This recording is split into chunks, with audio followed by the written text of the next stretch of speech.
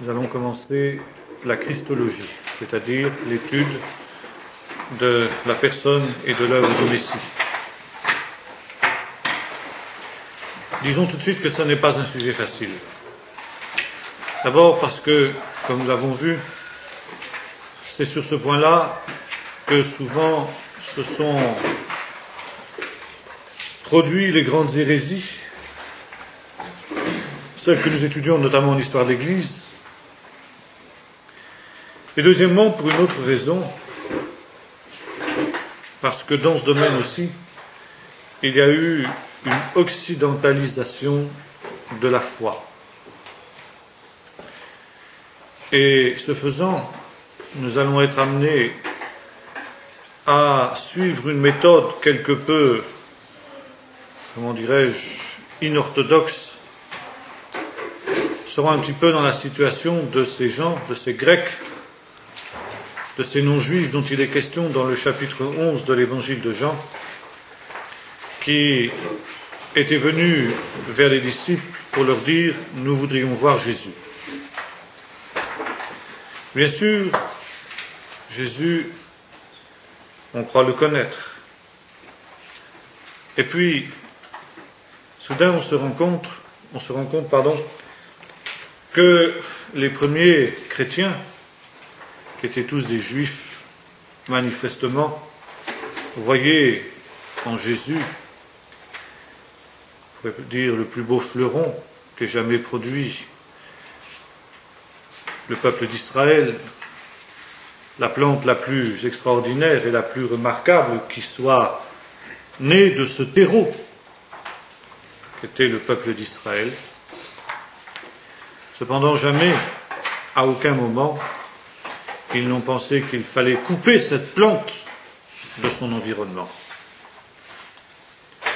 Et c'est exactement ce qui s'est produit dans l'Église chrétienne, notamment à partir du IIe siècle, et plus particulièrement sous l'influence de Marcion, dont nous avons eu l'occasion de parler en histoire de l'Église, ça fait déjà quelques années, alors peut-être les souvenirs sont plus très frais.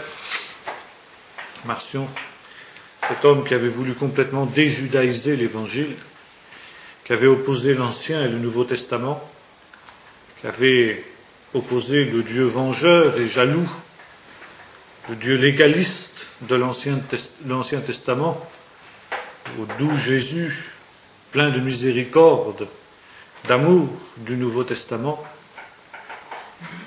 Et bien que ce Marcion ait été condamné par l'Église officielle, parce qu'il était allé trop loin dans ce domaine, le poison qui avait été le sien a continué à faire des ravages jusqu'à nos jours.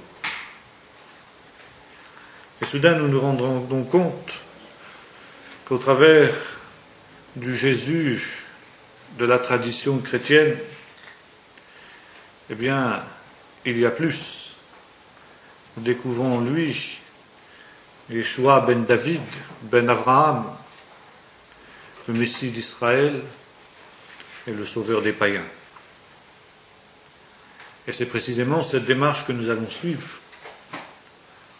Il n'est pas possible de séparer Jésus de son environnement juif.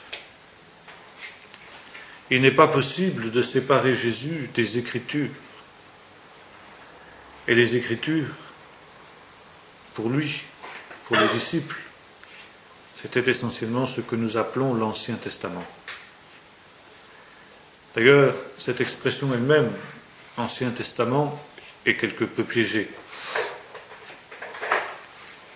Parce que, là aussi, il y a le relent de marcionisme, comme si l'Ancien Testament était quelque chose de dépassé, quelque chose qui n'avait plus rien à nous apporter aujourd'hui, remplacé qu'il est par le Nouveau qui lui a été substitué.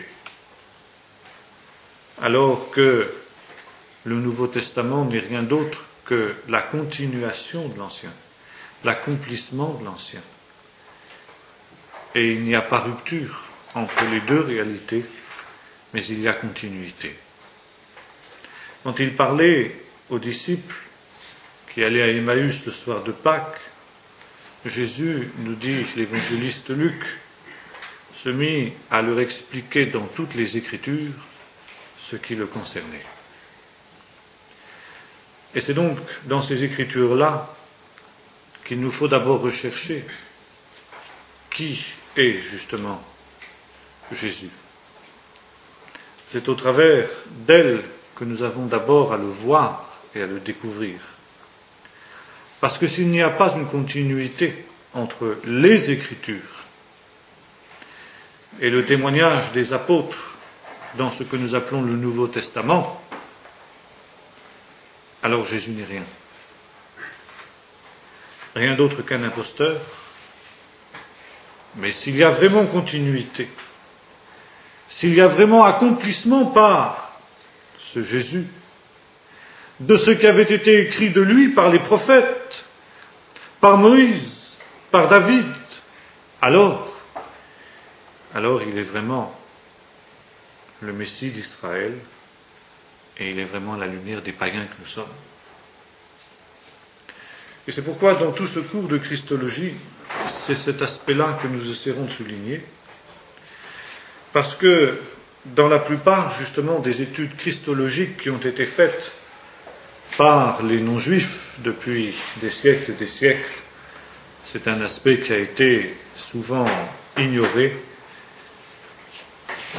par ignorance très souvent, mais aussi délibérément et volontairement, je dirais par anti-judaïsme. Et c'est pourquoi notre première démarche va consister à essayer de voir ce que dit de lui, justement, à la fois, je dirais, l'Écriture, encore une fois, ce que nous appelons l'Ancien Testament, et puis deuxièmement aussi, d'une certaine manière, ce que dit la tradition juive du Messie. L'idée que se faisait la tradition juive du Messie à l'époque de Jésus. Et nous allons voir que contrairement à une idée répandue très souvent, ce que Jésus a été, ce que Jésus a dit et a affirmé, bien loin de contredire ce qu'Israël attendait, eh bien s'inscrit dans la droite ligne de l'espérance d'Israël. Et qu'il y a eu, dans toute cette période que nous appelons la période intertestamentaire, une continuité, il y a eu une préparation spirituelle pour que, ainsi que le dit l'apôtre Paul, lorsque les temps soient accomplis, Dieu envoie son Fils, né d'une femme et né sous la loi. Et ce sont deux termes sur lesquels nous aurons l'occasion de revenir, deux termes qui sont extrêmement importants.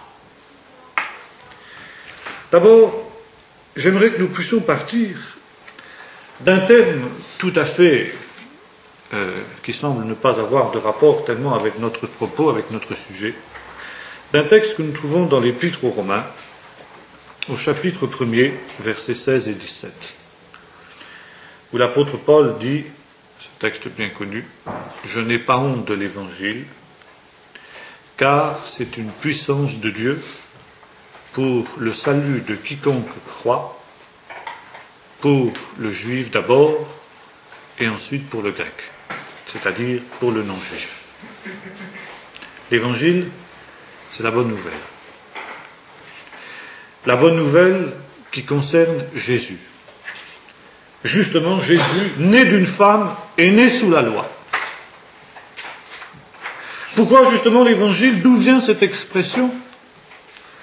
Elle vient d'un texte qu'on trouve dans le livre du prophète Ésaïe au chapitre 57, où il nous est dit ceci, qu'ils sont beaux sur les montagnes, les pieds de celui qui annonce de bonnes nouvelles, de celui qui dit à Sion, voici ton Dieu règne. Le messager de bonnes nouvelles, c'est justement Jésus. C'est comme ça que les premiers chrétiens ont compris ce texte. Jésus est celui qui est venu apporter la bonne nouvelle que Dieu était celui qui régnait Il est venu apporter la bonne nouvelle du royaume de Dieu. Et l'expression évangile n'est tout simplement que la traduction grecque du mot hébreu mévaser, qu'on trouve justement dans cette expression, un mévaser, le messager de bonne nouvelle, celui dont les pieds sont rapides sur les montagnes pour apporter justement cette bonne nouvelle. Et par conséquent, l'évangile, c'est la proclamation de cette bonne nouvelle qui a été apportée par ce messager céleste qu'est Jésus. Et cette bonne nouvelle a pour fin le salut. Le salut de quiconque croit. Or, Paul ici nous dit quelque chose d'autre de tout à fait intéressant. Il nous dit l'évangile, c'est une puissance de Dieu. Je pense qu'on pourrait aussi dire la puissance de Dieu. La puissance de Dieu pour le salut de quiconque croit. Cette expression puissance de Dieu est souvent pour nous extrêmement banale. Puissance, la force. Nous savons que Dieu est un Dieu fort. Et ce faisant, disons bien l'évangile, c'est cette réalité dans laquelle est enfermée cette force de Dieu qui a pour but de conduire au salut celui qui croit. En fait, c'est beaucoup plus profond que cela, cette expression, la puissance de Dieu. Paul, en tant que juif, entendait bien plus ce que nous entendons, nous, non-juifs, par l'expression puissance de Dieu. La puissance de Dieu, bien sûr, c'est lié avec le plan de Dieu. Nous avons vu dans notre première partie, le cours sur Dieu, on appelle théologie, doctrine de Dieu, que la volonté de Dieu, le plan de Dieu, est le moteur de l'histoire.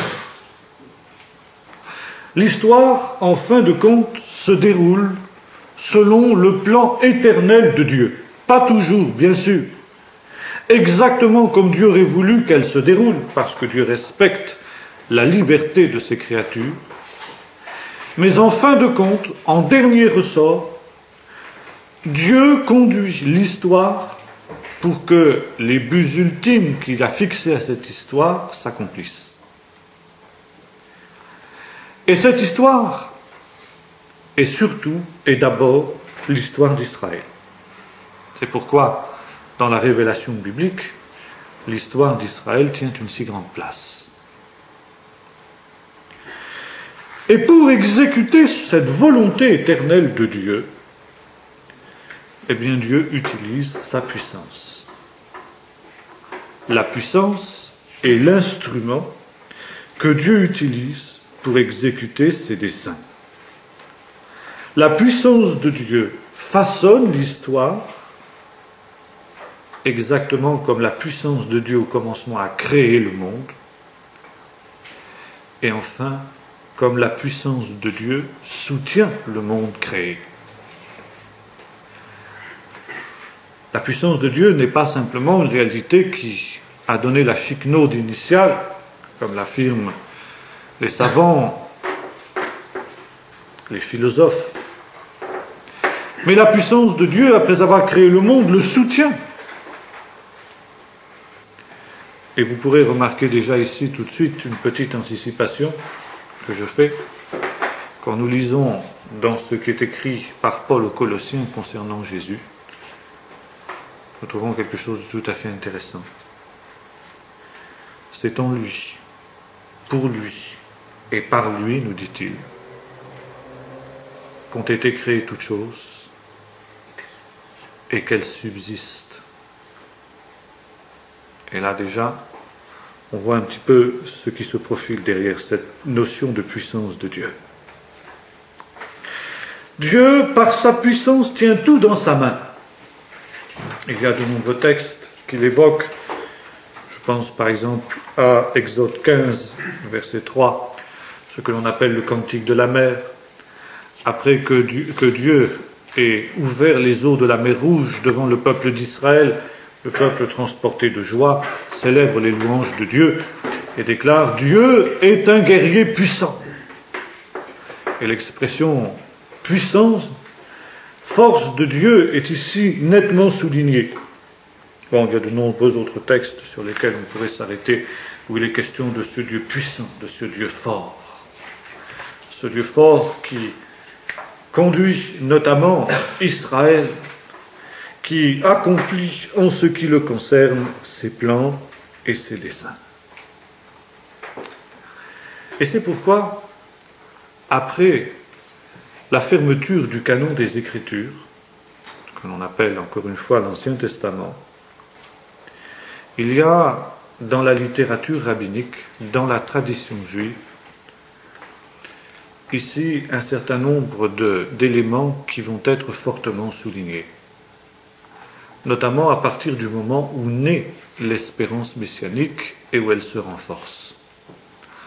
La période qui sépare l'Ancien et le Nouveau Testament est une période d'attente messianique intense. Et voilà que dans cette période d'attente messianique, il va y avoir soudain dans la tradition ce que l'on appelle des hypostases de Dieu. Hypostase, un mot grec assez barbare, que nous avons déjà rencontré en histoire d'Église, quand nous avons parlé justement notamment de la Trinité. La Trinité, le Père, le Fils et le Saint-Esprit, nous avons dit ce sont trois hypostases de Dieu. C'est-à-dire trois personnes divines qui ne sont pas autonomes les unes par rapport aux autres, mais qui sont liées les unes aux autres. Si je ne m'abuse, hypostase signifie personne en grec. Tu ne te souviens plus où on prend là, Catherine? Il me semble que c'est quelque chose comme cela. En tout cas, ici, nous allons voir des attributs de Dieu qui vont être personnifiés dans la tradition juive. Et l'une des personnifications de Dieu, ce sera justement la puissance. La puissance de Dieu devient pratiquement une personne divine. Bon, vous savez que déjà dans la Bible, il y a, dans l'Ancien Testament, je veux dire, il y a déjà des traces d'un processus du même ordre. Par exemple, dans le livre des Proverbes, en relation avec la sagesse de Dieu. Il y a un chapitre fameux dans lequel on pourrait dire que la sagesse est hypostasiée, où la sagesse est présentée comme étant présente au commencement avec Dieu, justement à l'œuvre dans la création. Au début, quand Dieu créa toutes choses, je suis la première de ses créatures, n'est-ce pas? J'étais là quand il a placé le cercle des cieux, je jouais auprès de lui, etc. Une personnification de la sagesse. On le retrouve dans plusieurs autres textes du livre des Proverbes, n'est-ce pas, où il dit la sagesse a bâti sa maison, elle a égorgé ses victimes, elle appelle, n'est-ce pas, que tous ceux qui veulent devenir sages viennent à moi, qu'ils apprennent de moi, etc., rechercher la sagesse, enfin. Bon. La sagesse, attribut divin, est personnifiée. Et ce processus que nous trouvons dans l'Ancien Testament, nous le retrouvons avec la puissance de Dieu. Et ceci, vous savez, suit aussi un autre usage qu'on a déjà rencontré en Israël. C'était celui d'éviter de prononcer le nom de Dieu, pour ne pas prendre le nom de Dieu en vain. C'est ainsi, par exemple, que dans le Nouveau Testament, tout souvent, on trouve cette expression « le royaume des cieux ». Ça ne veut pas dire obligatoirement le royaume qui est dans les cieux, mais le mot « les cieux » remplace ici Dieu. Et tantôt, il y a une expression qui vient, tantôt l'autre. Le royaume de Dieu est semblable à, ou bien le royaume des cieux est semblable à. Et contrairement à ce qu'ont cru certains, il n'y a absolument aucune nuance entre les deux expressions, elles sont tout à fait synonymes. Mais on évitait d'employer l'expression royaume de Dieu pour ne pas prendre le nom de Dieu en vain, et ont remplacé le nom Dieu par cieux. Mais on voulait dire exactement la même chose. Et c'est pourquoi aussi, à cette époque-là, on emploie d'autres expressions pour éviter d'employer le nom de Dieu. Quand on dit la puissance, en hébreu ça se dit Agvura, jusqu'à aujourd'hui. Agvura, c'est un synonyme pour Dieu. C'est pour éviter d'employer le nom de Dieu. Jusqu'à aujourd'hui, dans l'hébreu moderne, on emploie cette expression Agvura, la force, la puissance. Ça signifie tout simplement Dieu. Un autre nom qu'on employait aussi, c'était le mot Shrina. Shrina, ça vient d'une expression qui signifie demeurer, habiter. Et ça, c'est en relation avec la nuée qui représentait la présence de Dieu. Cette nuée qui reposait sur la montagne du Sinaï au moment où Dieu s'est révélé au peuple d'Israël, puis ensuite qui est venue sur le tabernacle lorsque ce dernier a été dressé. Et enfin, qui est venue dans le temple de Salomon, dans le lieu saint, lorsque Salomon a consacré au Seigneur le temple qu'il avait construit. Alors la nuée remplit le temple. Et cette nuée, qui n'est pas un simple nuage, mais la manifestation tangible, sensible, concrète de la présence de Dieu au milieu de son peuple, porte le nom en hébreu de Shrina, la présence, tout simplement. Ézéchiel, dans un texte particulièrement dramatique, voit cette présence sainte prête pour un départ. Elle est là, sur un char, tiré par des êtres célestes, que sont les chérubins, qu'il décrit minutieusement dans les premiers chapitres de son livre. Il décrit également minutieusement le char sur lequel repose cette présence divine, avec des roues extraordinaires, remplies d'yeux, etc. Et Dieu lui parle, lui dit, voilà, je quitte le temple, je quitte cette demeure, et le mot demeure en hébreu, c'est la même racine, c'est Mishkan, Shrena, Mishkan, c'est la même racine. Je quitte cette demeure à cause du péché du peuple. Et après avoir décrit les péchés qu'il y a dans Jérusalem, le char de l'Éternel sort de la ville, sort du temple, puis sort de la ville, les chérubins déploient leurs ailes, et le char de l'Éternel, qui emporte la présence divine, quitte le temple, quitte Jérusalem, gravit le mont des Oliviers, s'arrête un instant, comme à regret, un dernier regard sur la ville, et disparaît de l'autre côté. Et à la fin du livre du prophète, lorsque ce dernier reçoit la vision du temple nouveau, lorsque le temple lui a été décrit minutieusement, de nouveau, le même char de l'Éternel qui ramène la présence sainte, la Shrina, revient dans les mêmes conditions. Et la ville sainte, prend alors un nom nouveau, Yerushama, et non plus Yerushalayim, l'Éternel est ici, l'Éternel est présent. Et là, nous avons tout à fait une chose intéressante par rapport au Nouveau Testament, c'est que Jean, notamment dans le premier chapitre de son livre, de son évangile, le fameux prologue, où il est question du Logos, ce texte qui a fait couler beaucoup d'encre et de salive, parce que c'est un texte d'une profondeur insoupçonnée, emploie exactement ce même vocabulaire. Au commencement était la parole était avec Dieu, la parole était Dieu. Et il continue en disant, la parole a été faite chair, elle a habité parmi nous, pleine de grâce et de vérité, et nous avons contemplé sa gloire. Or, si l'on retraduit ce texte du grec en hébreu,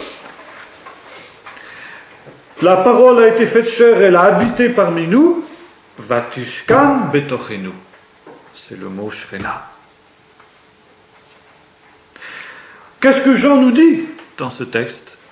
il nous dit la mystérieuse présence qui se trouvait sur le tabernacle, qui se trouvait dans le temple de Jérusalem, qui se trouvait sur la montagne du Sinaï, que Ézéchiel a vu partir et revenir.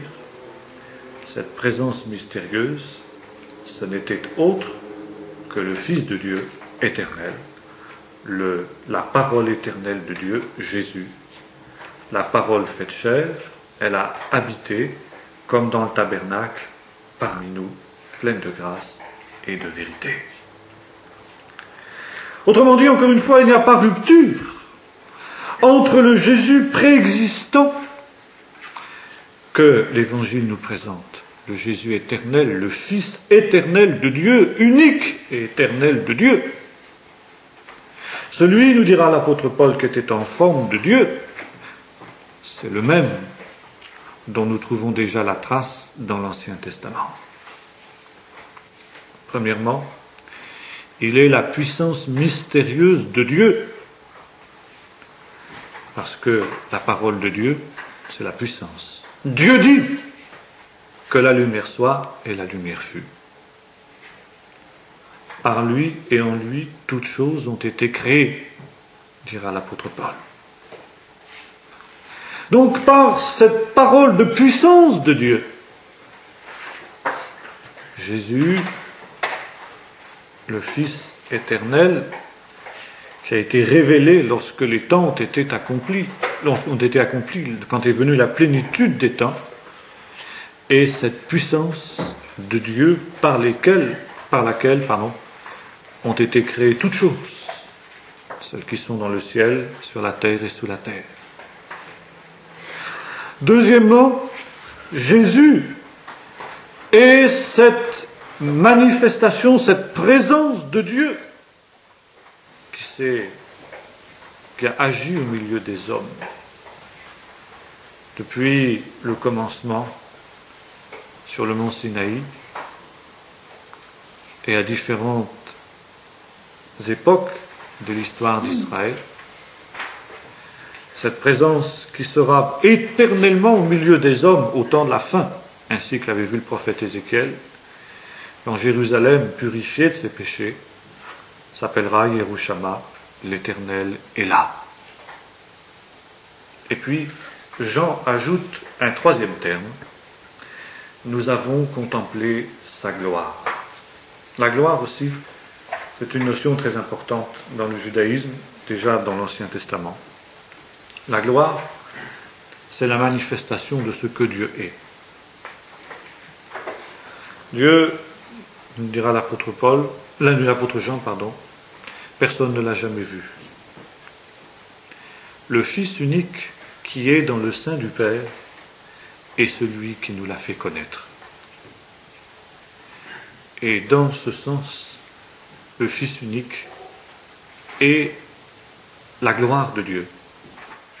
Ça veut dire, il révèle ce qu'est Dieu, il le rend visible, il le manifeste, il manifeste ce qui autrement serait invisible. Les perfections de Dieu, la bonté, la puissance, l'amour, la sainteté de Dieu. Toutes choses que l'homme ne peut connaître parce qu'il ne peut voir Dieu, soudain elles sont rendues visibles au travers de celui qui est justement l'image du Dieu invisible et qui, ce faisant, devient la gloire de Dieu. Et vous avez peut-être remarqué combien la gloire de Dieu a une place prépondérante dans les évangiles, et notamment dans la vie de Jésus. Le but de la vie de Jésus, c'était de glorifier son Père. Le but de la vie de Jésus, c'était que Dieu soit réellement glorifié au milieu des hommes. Et quand il a terminé son œuvre avant la croix, il peut dire « J'ai glorifié ton nom sur la terre. J'ai glorifié ton nom. » Et maintenant, il dit « Père, glorifie encore ton nom » au moment de la croix, quand va intervenir la manifestation suprême de la gloire de Dieu dans la mort, mais surtout dans la résurrection du Fils. Par conséquent, il y a tout un mystère qui jusqu'alors était caché et qui en Jésus va devenir visible. Nous avons contemplé sa gloire. Nous avons contemplé ce qui était caché, ce qui était en gemme dans l'ancienne alliance, mais qui était encore caché dans l'ancienne alliance et qui soudain va devenir visible. Et c'est l'image du voile déchiré qui fait que soudain ce qui était caché, ce que l'on pressentait, ce qui était déjà promis, ce qui était déjà en gemme, mais qui n'était pas encore visible, va devenir visible, c'est-à-dire la manifestation de la présence de Dieu lui-même au milieu des hommes. Non plus une présence intermittente, comme c'était le cas dans l'Ancienne Alliance, mais une présence permanente, et ce n'est pas pour rien qu'un des noms du Messie, c'est Immanuel, Dieu avec nous. Et ça aussi, nous aurons l'occasion d'y revenir. Jésus lui-même s'est souvent identifié avec cette présence de Dieu. Et ainsi, nous voyons qu'il y a dans le judaïsme, qui attendait le Messie, qui l'attend encore, on pourrait dire 4 hypostases divines. La première, nous avons dit, c'est la puissance. La deuxième, c'est la sagesse, ou l'inverse, plutôt la sagesse d'abord, la puissance ensuite. Troisièmement, la gloire. Et quatrièmement, la présence. Et on peut employer ces termes jusqu'à aujourd'hui indifféremment pour désigner Dieu. Bon, la puissance. On peut parler la présence, et notamment dans la Kabbale a fait un grand usage de cette expression, de cette hypostase, qu'est la présence, la gloire. C'est aussi une expression pour désigner Dieu. Et puis, la Shrina en particulier, elle est assimilée avec l'Esprit.